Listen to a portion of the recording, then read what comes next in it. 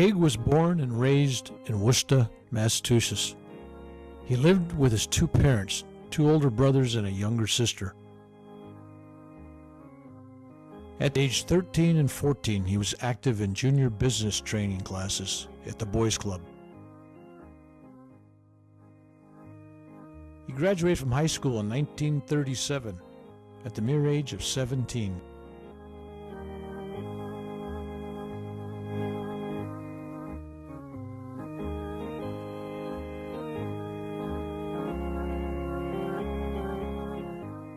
Haig was accepted at Massachusetts State College, where he attended for 4 years.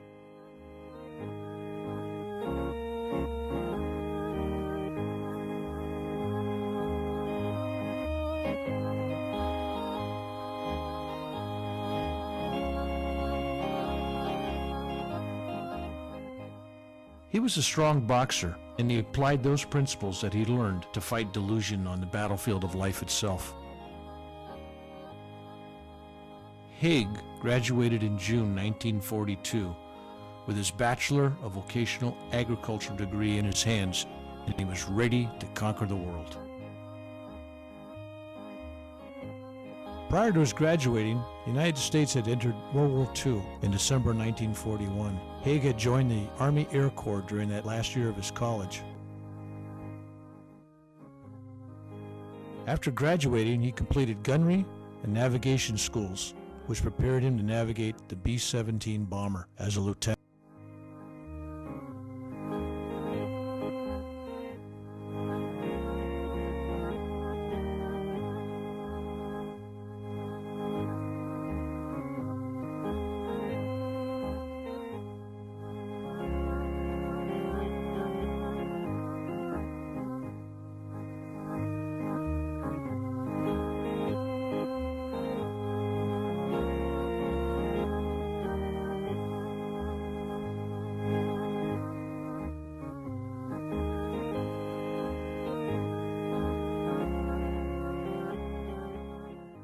Haig got his first assignment in the European theater, where he was blessed by not being on his first assigned aircraft, which he was scheduled for.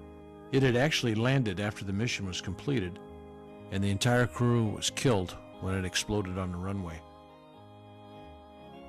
Haig saw his plane surrounded by a blue light as well as other brilliant lights, which had a calming effect on him. Dr. Lewis later explained that these were signs of divine protection. B-17s left vapor trails from their engines when flying at high altitude, where it was only 20 degrees below zero, and the crews had to bundle up and have special equipment to keep warm. The conditions were horrific, and on one mission, 17 out of 23 bombers were actually shot down. The tail of Haig's plane was damaged many times, once by 20mm rounds from German Messerschmitt. In spite of occasional damage, Haig and his plane and his crew returned unscathed from 50 combat missions. Flyers would tap him on the shoulder in hopes that what they believed was good luck would transfer to them. In 1945, Haig was anticipating being transferred to the Pacific War Theater, when everything suddenly changed.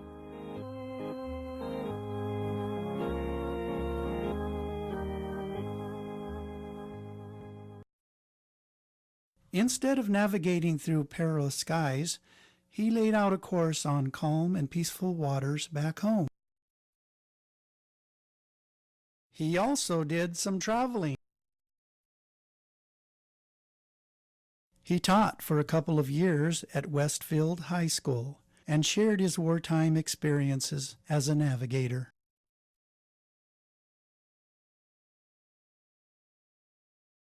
His yearning for more education led him to California, where he received his master's degree in business administration from UCLA on September 10, 1949. Haig soon returned to teaching horticulture.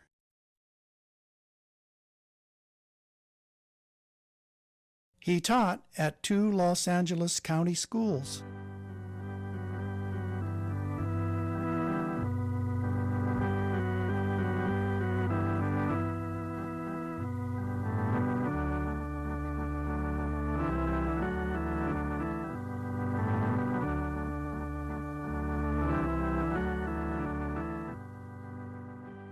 His 39th birthday was celebrated by staff and students at Hamilton High in 1959.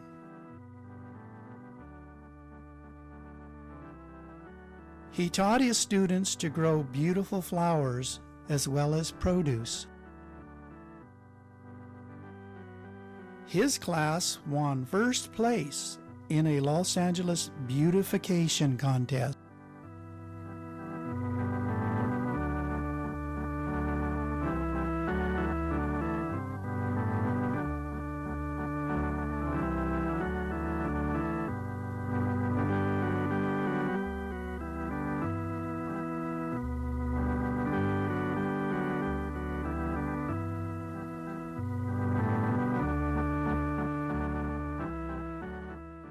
Haig's teaching career spanned 3 decades. When Haig initially came to California in the late 40s, he visited his parents in Fresno. From right to left are Haig, his father, mother, and other relatives. His father introduced him to Self-Realization Fellowship in 1952, but he missed meeting Paramahansa Yogananda by approximately 3 months. However, he met Dr. Lewis, one of Yogananda's most advanced disciples, who was the first American Kriyaban and the first vice president of SRF. Dr. Lewis became Haig's mentor and treated him like a monastic in many ways. Haig became close to SRF lay members and renunciants. He attended many meetings, banquets, and other gatherings.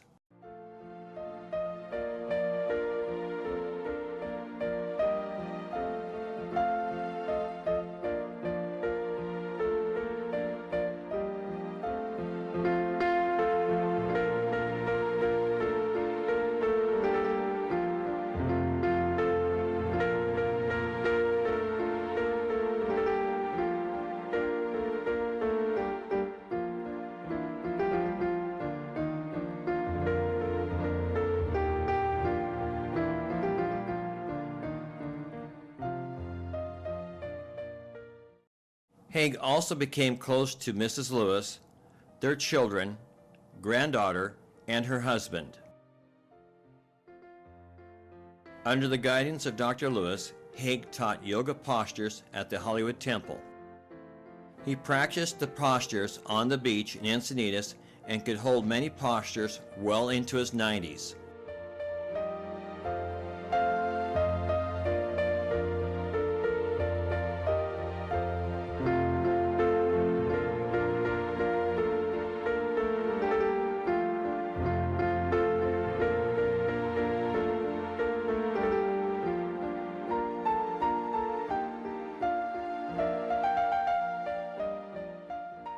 An article in the Los Angeles Examiner shows Haig explaining the advantages of the inversion posture as performed by Brahmachari Guy at the 1960 convocation held at the Lake Shrine. During breaks from teaching high school and yoga, he went on retreats to a cabin in the desert.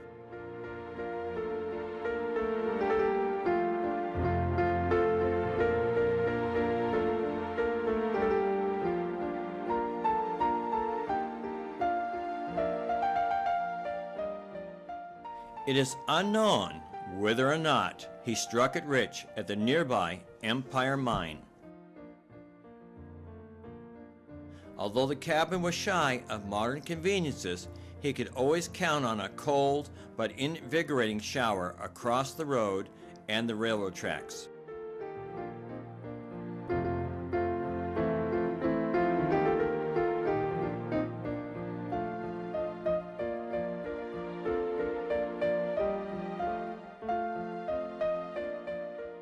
Haig initially ignored Dr. Lewis' advice to drive slower, but learned a valuable lesson after a minor accident in his classic '56 Chevy. His training was very difficult at times, but when it came to applying the SRF teachings, his example and words were, "Just do it."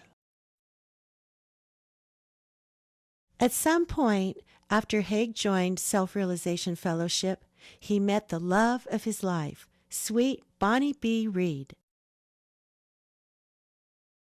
Like Haig, she also had a mentor, Kamala Silva, who was an early disciple of Paramahansaji. In 1935, Kamala became the first female ordained minister of SRF. Bonnie was very close to her, became her secretary, and helped edit and publish 2 of Kamala's books about Paramahansa Yogananda, The Flawless Mirror and Priceless Precepts. Bonnie also assisted Kamala in achieving her mission of establishing an SRF temple in Northern California, which was completed during the year of 1974 in Richmond. Bonnie was also a hairdresser. She owned her own salon. Many of her friends, relatives, and SRF nuns benefited from her skills. Bonnie was also a professionally trained seamstress, clothing designer, and interior decorator. Bonnie and Haig spent much time together and married in June of 1964.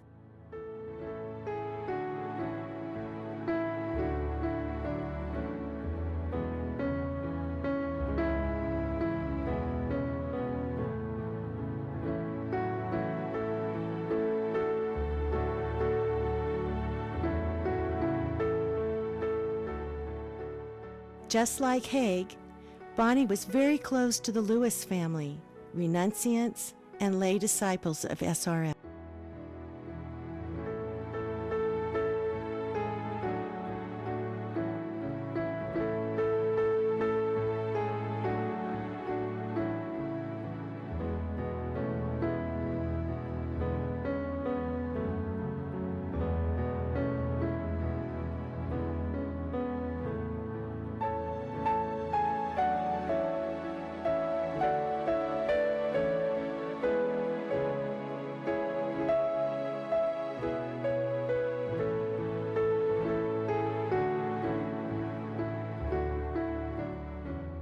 There was a plenty of flowers and produce grown in their backyard.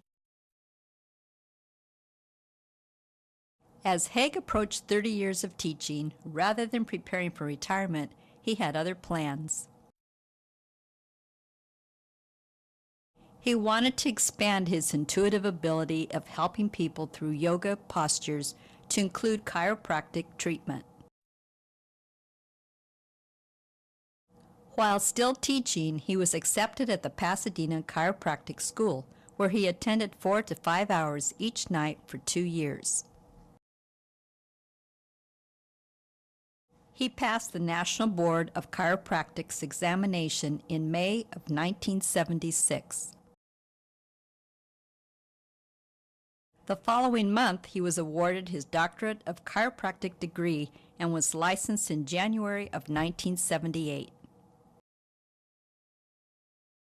Haig retired from teaching, found a position briefly with a chiropractic firm in Sacramento, and moved to nearby Carmichael in 1979, where he and Bonnie would remain for the rest of their lives. He established his own chiropractic practice and retired in 1989. However, he continued treating former patients and friends well into his 90s at his home office, mostly without any financial compensation. Haig and Bonnie joined the Sacramento Meditation Group, where they served in various capacities and joined in many activities.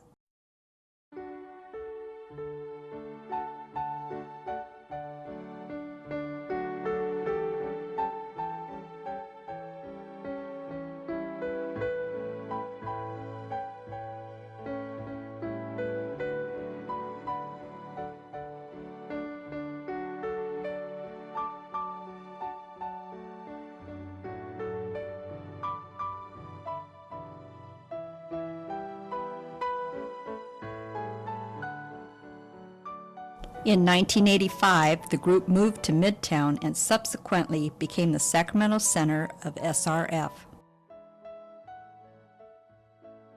They were close to many devotees and shared many experiences with them.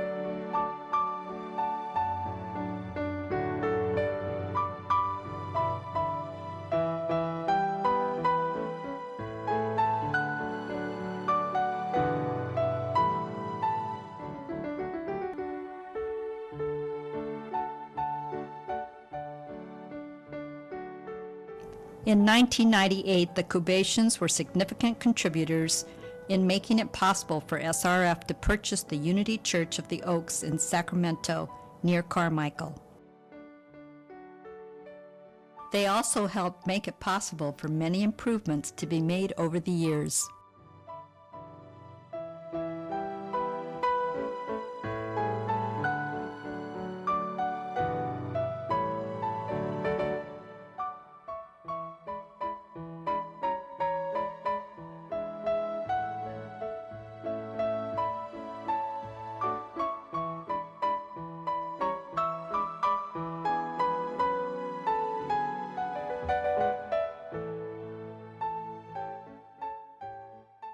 Haig continued serving as a reader and intermittently as a council member. Bonnie served as well and almost always played the harmonium for Haig.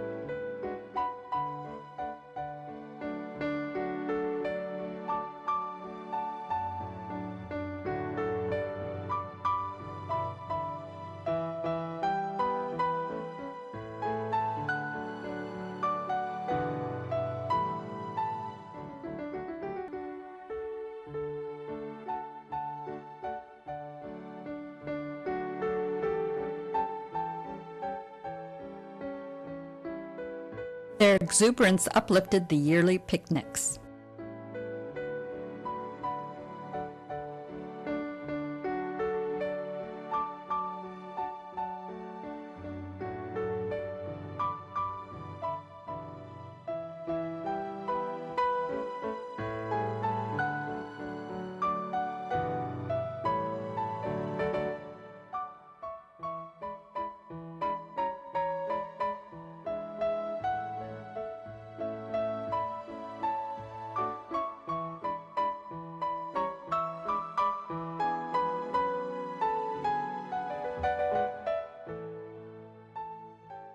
Ever since 1979, the Cubations House was an unofficial off-site fellowship hall.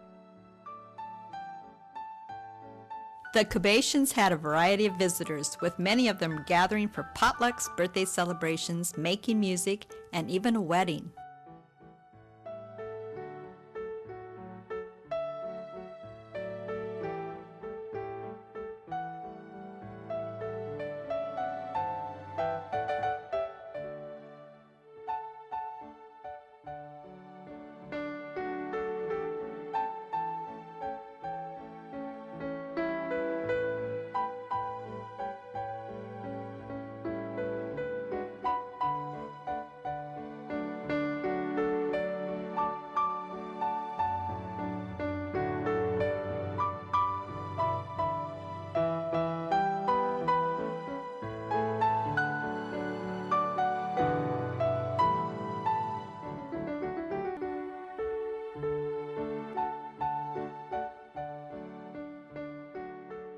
Whether a person came individually or in a group, they would almost always leave with more than they brought, carrying armloads of produce, flowers, and fistfuls of inspiration.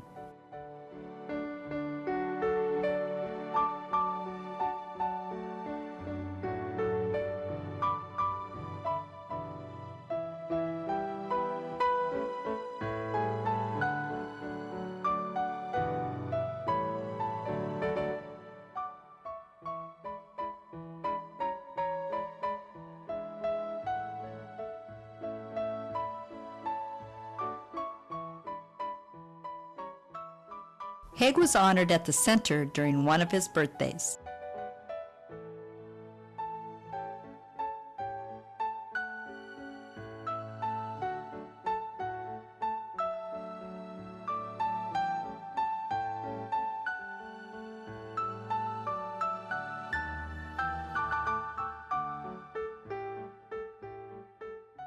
In October of 2010, brothers Achalananda and Prafulananda paid a special visit.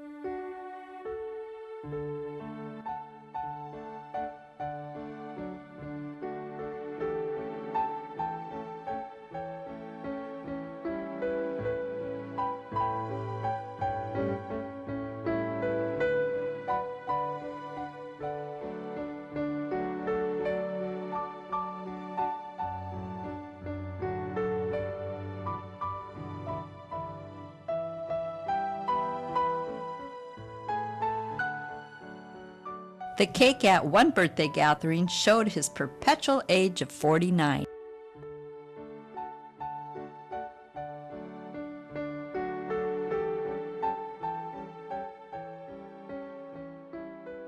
In March of 2008, Haig was invited to share some of his experiences with Dr. Lewis, and this is a brief excerpt of his talk. I was learning lessons as I went along, and I learned to respect what he told me to do. And he was pretty hard on me. I can't explain it. But it was just that when you love someone as much as you do, you have the spiritual nature. You're going to do everything he tells you, but it takes time to learn to break your ego. I may seem to have some of that now, but he just practically broke my back. You can't believe the kind of discipline they'll put you through to see how much you can tolerate. If you say, oh, to heck with all this, I'm not going to have anything to do with it. Nobody can treat me that way. Well, that's a tendency people have. And so we have to, in following this work, do it. I'd like to thank Haig very much for being with us this afternoon and giving us an inspiring talk on the life of early years with SRF and Dr. Lewis. Haig, if you would like to lead us in a closing prayer. Heavenly Father, Divine Mother, friend, beloved God, we thank Thee for this communion. Bless each one of us, that we progress on the path of self-realization by making the greatest effort to please Thee, to please Thee alone. Om, peace, amen. Thank you, Haig and Bonnie, for the many years of your loving and inspiring presence.